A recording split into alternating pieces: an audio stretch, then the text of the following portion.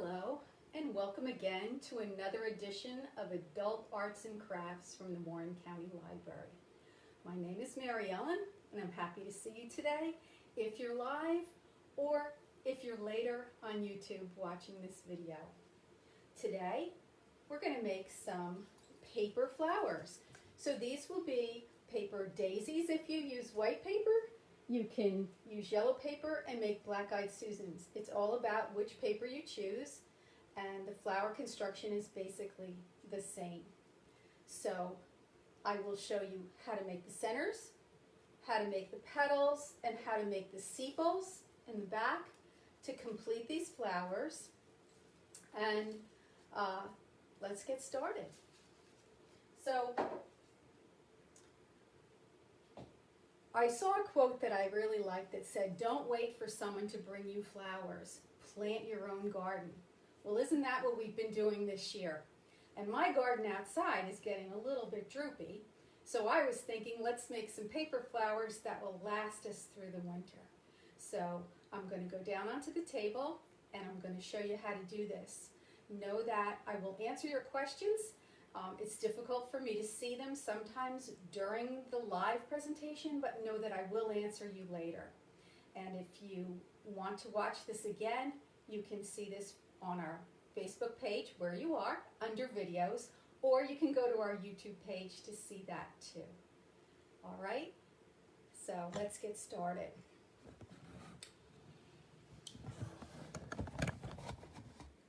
So this is, see, there's something blocking there. Oh, it's the light. So this is a program where it's probably not a good idea to do it along with me. Watch me do it, and then you'll be able to do it later. So watch while I'm doing it because there's a lot of steps involved. You can try to do it along with me, but know that you can come back and do it later. So these are the supplies that you need to make the flower. You need paper, and these are really not specialty papers at all. So a black paper, and it's just a regular thin paper. It's not a heavy paper at all. A cardstock in yellow. The cardstock is probably about a 65-pound cardstock, so the petals will be a little heavier. And a green paper for the sepals in the back. And again, that's a pretty thin paper. It's not heavy at all. So you can do this with papers that you have on hand and see how it comes out for you. Otherwise, you need a wire, and I like to use the floral wire that you get, say, in Michael's or Hobby Lobby. It's just a green wire. It's covered in fabric, so glue will stick to it well. If you don't, you can use any wire that you have, but if you use a different wire, you might want to paint it later or cover it with paper. All right?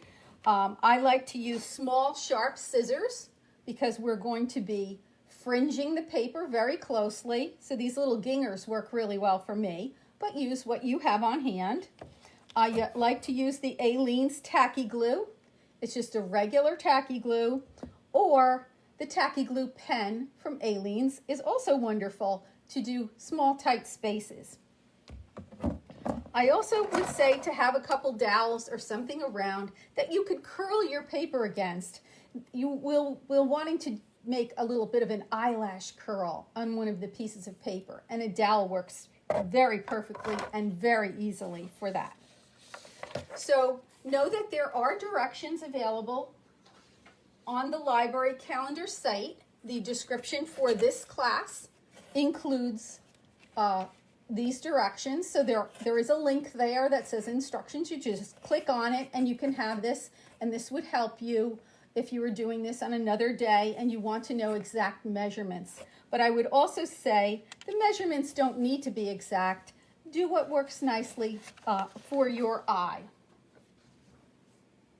So the first thing I'll show is how to make the flower centers. This is probably the hardest part of the flower. It's really, none of this is hard, but this is something you want to be careful about. So the first thing you do is you cut your center strip. If you're making the black-eyed Susan, it would be the black or brown. And I cut it 1 inch wide by 8.5 inches long. And that is actually just the width of my paper to make it easy to do. So once I've cut that, I'm going to go to my next step. Now, before I go to my next step, which is folding it in thirds and fringing it, I happened to notice that my black paper really wasn't very black. It was actually quite gray. So what I did was I colored in my paper with a Sharpie, just about a 1/4 inch in, so that it would be a little bit blacker. Let me see if I can adjust my light so it's not blocking. I'm sorry if it's blocking your view at all of my camera. So the next thing is to fold it in thirds and to fringe it. So I just basically am taking this piece, this 1-inch piece, and folding it in thirds. And I'm going to use a binder clip to make it easy to hold while I'm cutting it. That is a trick a friend of mine, Inga, taught me, and it has been valuable since I have some arthritis in my hands. So the first thing I'm going to do is cut where the folds are so that the fringe there will also be even. And I'm going to try to hold this up real high so you can see. I'm just going to, let me hold on to that tight. I'm going to cut very close slices with my scissor. Now, as you can see, it's just about a 1/4 inch wide, and got my glasses on so I can see, and I'm by a light so I can see, because we're creating that lovely fringe that makes the center of the flower. All right, so I think you get the gist of that. When you finish making that fringe and you open it up, you can see that you have this whole edge with all of these slices in a very nice fringe. Let's get rid of that. So what I like to do to help it attach to the wire is to cut this little notch in the end of my fringe. So I'm just going to take a little cut right here and here, and I'm going to pull that right off. So you see that I have created almost like a little handle that I'm going to connect that piece of paper to my wire. The other thing that is going to help me with my wire is I'm going to bend the end of the wire.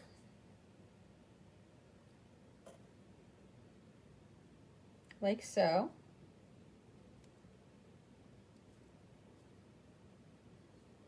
And so when I glue it on, this little notch will really hold it on. So I have that ready to go. And the other center of the flower is a 3/4 inch wide strip. And I did the folded in thirds the same way. And then I take my dowel and I curl it like an eyelash. So the whole reason I did this in 2 steps was because the first fringe that I did here will make a tight center, and I hope that you can see it. If I turn it against the white, maybe you can see.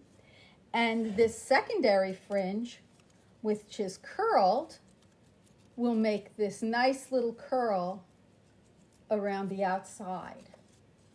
So I'm going to lay that down, and I'm going to actually attach it. So we've got our wire where I showed you that I bent the end of it there, and I've got my fringed piece. So I'm going to grab my tacky glue, and I'm going to put some right on the end where that little notch was, and I'm going to run some glue down close to the edge where it was fringed, and also close to the bottom. I'll try to not make a huge mess here. So I'm actually going to take my finger and spread that glue and give it a chance to soak in a little bit. It's actually good to let your your glue get a chance to get a little bit tacky before you put it on. So I'm going to do the same thing with my tight fringe. I'm going to have that curling outwards, so I'm going to put a very thin strip of glue along that edge. I hope that you can see that on the video. And I'm actually going to give it a little smush with my finger as I go too. So let's take the first one with this little notched end, and I'm going to slide this notched end right into the paper, and I'm going to roll it. I hope you can see that. Roll this on. Now, if you didn't do this little trick with the notch and the bent wire, your center might at some point fall off the flower. And if the center falls off, you have ruined the structure of the whole flower. So that's why that's important to do. So as you see, I'm continuing to roll. And of course, you can, if you want a very small bud, you can use a shorter piece of paper. If you want a very fat bud, you can go further. And I can now straighten this out because I want it to be even. And I want to give this a good pinch so it's really, really stuck. So do you see that doesn't have a lot of shape to it? It could be a little bit more even, but I'm doing the best I can while I'm showing you. And that is the beginning of your center. So that I would consider to be the tight center. It's up to you. You might at some point want to flare some of it out. But I'm just going to leave it tight for now. And you could, if you had the time, you could just let this dry a little further. Oh, we don't really have the time here today. So I'm going to attach the second part that we talked about. This is the eyelash curl. And because we cut this at 3/4 of an inch, it'll lay a little bit lower, 1/4 of an inch lower or so, onto the piece that you just made. So as I begin to roll this one on, you'll see that that fringe with the eyelash is laying lower than the center. Now I may feel that that is enough for me. So I'm actually just going to stop. I don't want to make my center that large. So there's no reason why at any point you can't just stop, tear it off, and now I'm going to pinch it. Now as this dries, I can come back and do some nice pinching like so, and you'll see as you pinch it together, that fringe will begin to flare out. And then at that point, it's up to you whether you want your centerpiece to do a little fringing as well. But it kind of looks pretty to have the two-stage center, and it looks a little bit more realistic. So I hope that makes it clear how to make the center. And you can see that that's really not very hard, and that's probably the hardest part of this whole procedure. So my center is done, and I just put it on the side and let it dry. So that's what I'm going to do. And I'm going to walk you through the petals at this point. So to make your petals, you're going to cut a strip of your yellow, and I used the cardstock in this case because it can be really sturdy. I cut this 1.5 inches wide, and then I cut into 5/8 inch strips. So you can either mark the 5/8 strips and cut them, or I like to use my rotary cutter and cut them. But either way, whatever works for you, you're going to cut a bunch of petals at 5/8 of an inch. Now that seems a little fussy to cut it that small, but it prevents you from making your petals too fat. I have a propensity to start to make them much fatter than I really, really want them to be. So by cutting them at that width and then folding them in half, so let's remove this. You can see that the first thing I'm going to do is fold them in half, long ways, like so. These are going to be my petals. So here they are, several of them folded in half. This is when I'm going to take my little scissors again. I'll try to do this against the black so that you can see what I'm doing. And I'm going to cut this petal shape. So I'm just going to make a rounded end, like so. And then I'm going to get a little narrower and a little narrower all the way until I get to the end. So when I open it up, you see I have this petal. And the first thing I do is I fold back about 1/4 inch of the end of it. So you see, this is where it will attach to my flower. So I'm just going to cut a few of them here so you can watch the procedure again. It's really not something that you need to measure or mark. What I would suggest is to do, if you're going to do, I don't know, maybe say 10 or 12 petals on a flower, you probably want to make them at the same time. I find on a different day, if I start on a different day, my petals might look a little different just because your hands and your eye has a different idea on Tuesdays than it does on Monday. I hope that makes sense to you. It certainly does for me. And when I've made a bunch of them, on certain days they're much fatter, and certain days they're much thinner. But if you fold that end at a nice right angle, you'll see that it's going to attach nicely to your center. So let's do another one, just so you get the gist of how I'm doing it. I find that it looks more natural if you can get very thin at the bottom here. But what you want to think about is you want to have enough paper left here that it will be able to be glued to your center.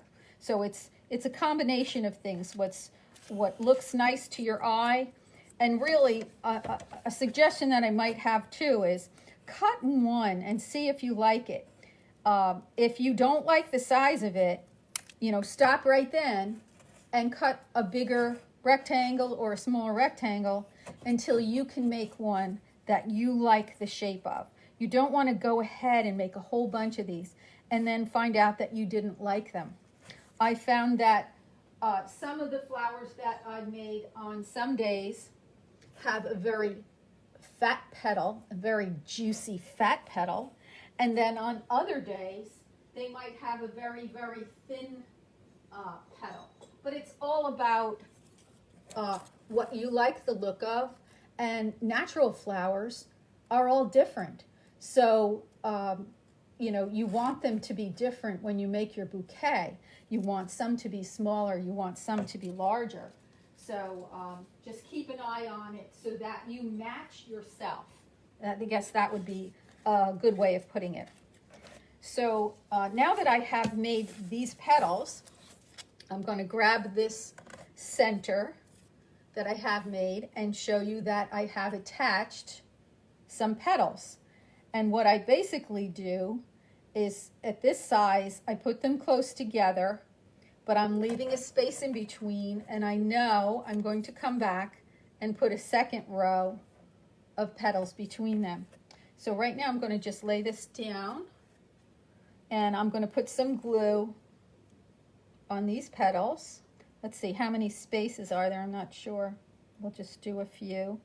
And this is another case where you could put this glue on and leave it for a few minutes. You want these to get super tacky so that when you put them on, they're going to stay. And they might take a little while to stay. So I think I've probably done more than I need to do.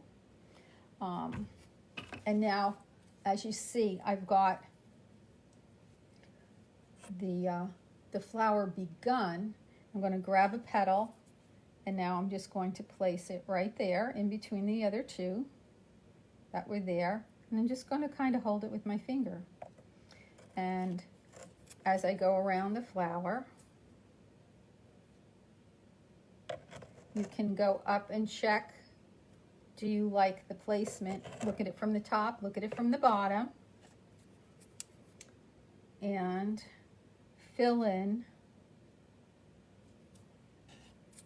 the second row. Now, depending upon how you want your flower or your daisy to look, you could put many rows on. I think in this particular flower, the ones that look natural to me are not super packed with petals. That looks pretty good to me. Now you'll note these are very straight. They haven't been curled.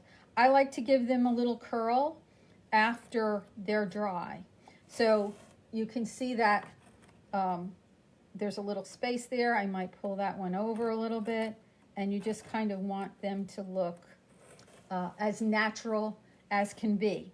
So I'm going to put this over in my jar to dry, and let's see if I have one here to grab.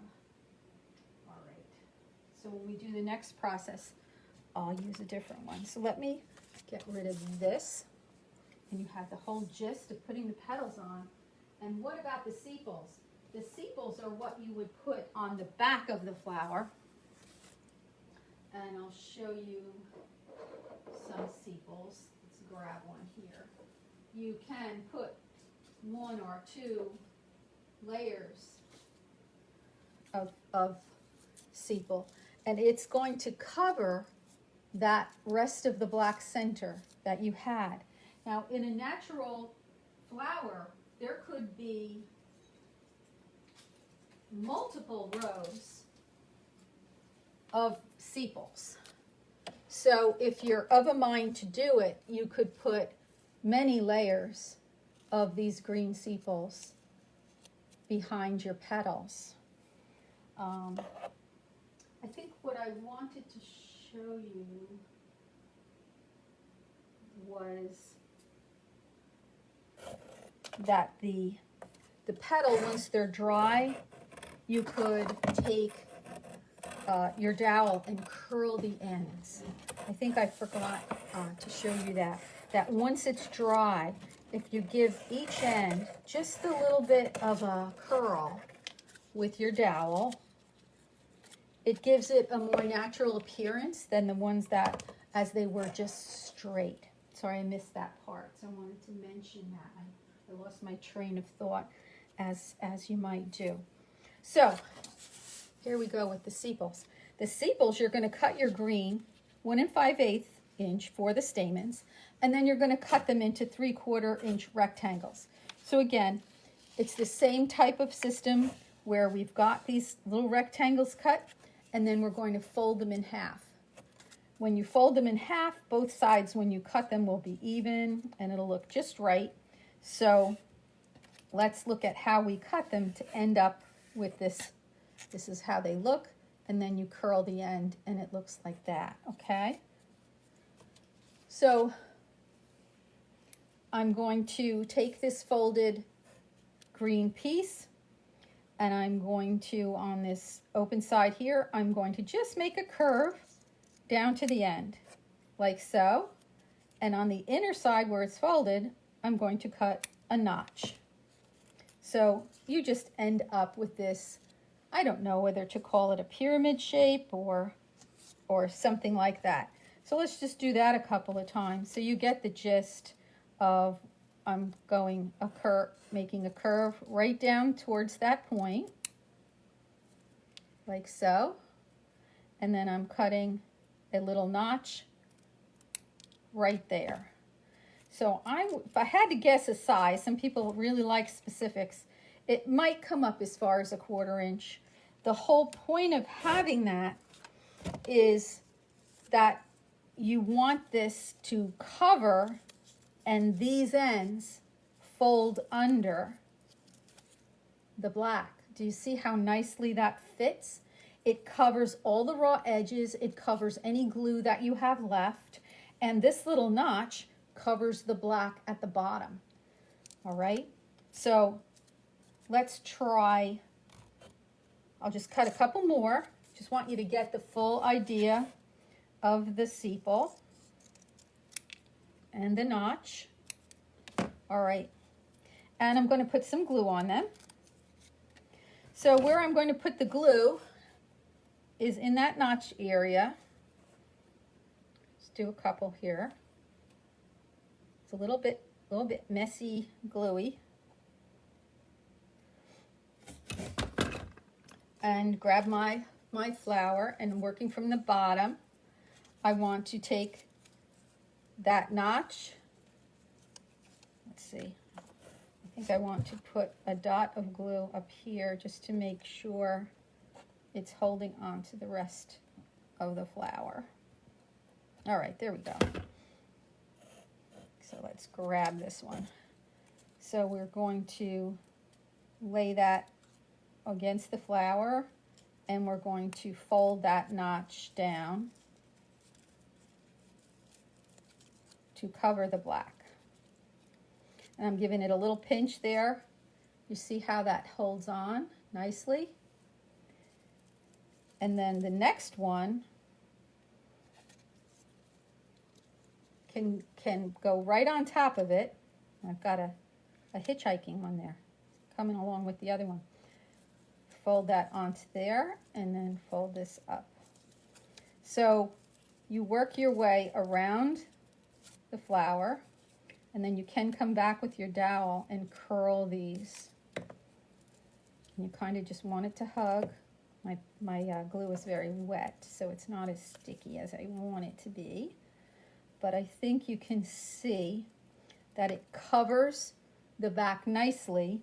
And as you build it around and around and around, you can put a second row right on top, especially if there's something there that you wanted to hide. All right? So at this point, you might like your flower, and you can stop here and say that this is fine, and that you don't need to add anything to cover this. But if you used a different material for your wire, say you used a metal wire, you might need to cover it. In that case, I would cut a strip of green as well. And I did that in some of these. And I just put a little bit of glue down it. Again, I like to kind of rub it with my finger to make sure it stays.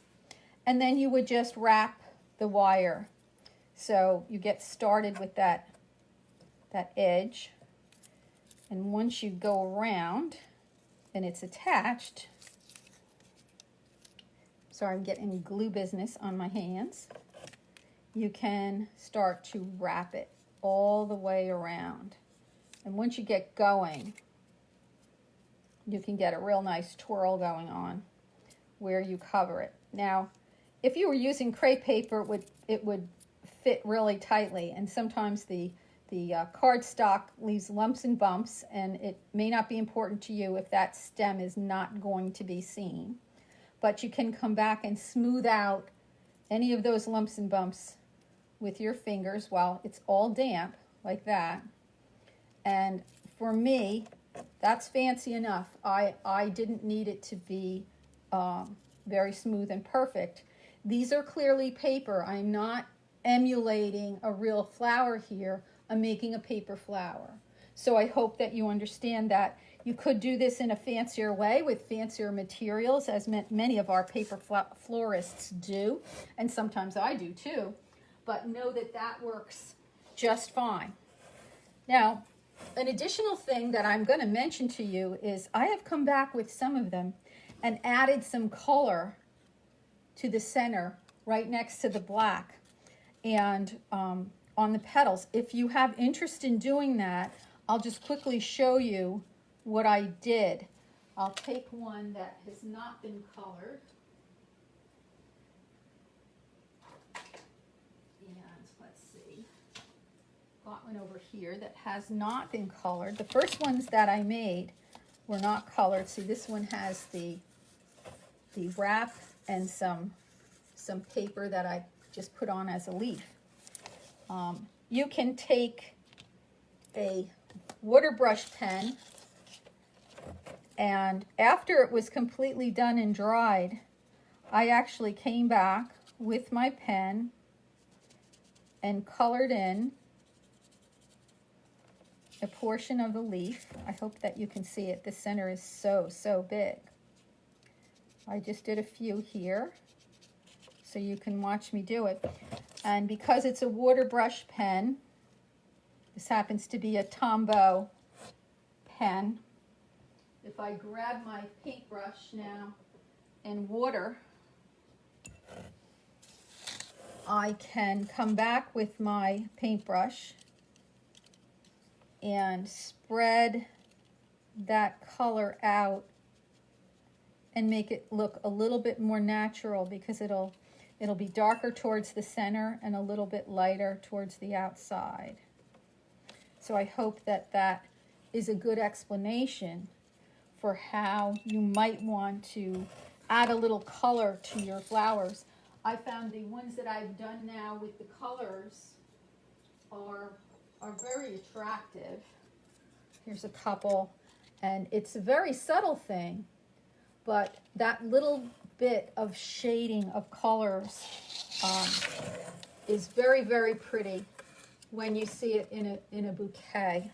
So that might be something as a little extra credit you might want to do. The extra credit could also be that leaf that I put on. Again, I just cut a shape like this. So I will cut one here. And it's just a free form type of a shape of a leaf. And I'll just do a really non-fancy cut job to show you. I don't want to be that messy, but it's a little bit messy. If you make a shape like this, you could put some glue right in here and wrap this onto your stem, and then you could bend this back and have some leaves. So, you know, it is something that you could do if you wanted to add something extra to your Black-Eyed Susans. I should mention, if I can put a couple of daisies here to show you. The daisies are the same exact thing. I instead use the bright yellow paper for the center, and instead I use the cardstock for the petals. And I find them also to be very attractive, and the same exact way you make them, but you're making a daisy instead. And so what is more cheerful than a daisy or a Black-Eyed Susan? I really find them to be something that really cheers me up. So I had found this quote: just living is not enough. One must have sunshine, freedom, and a little flower. And if you make these flowers, you will have both. I think you would have some happiness. You would have, take my glasses off to say goodbye.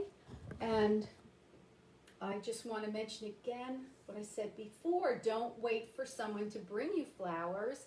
If you make your own, you can have the joy right away in your own home. So I'm so glad you came to visit today. I see my time looks like it's winding up. So I'm going to say see you next time in Adult Arts and Crafts from the Warren County Library. Thanks so much for coming. If you visit us on YouTube, be sure to choose my playlist, which is called Arts and Crafts. It was called Adult Arts and Crafts, and I have 21 other programs there. So stop in and see me, or stop into the library and see me there too. Thanks so much for coming, and have a great day. I'll be seeing you at the library.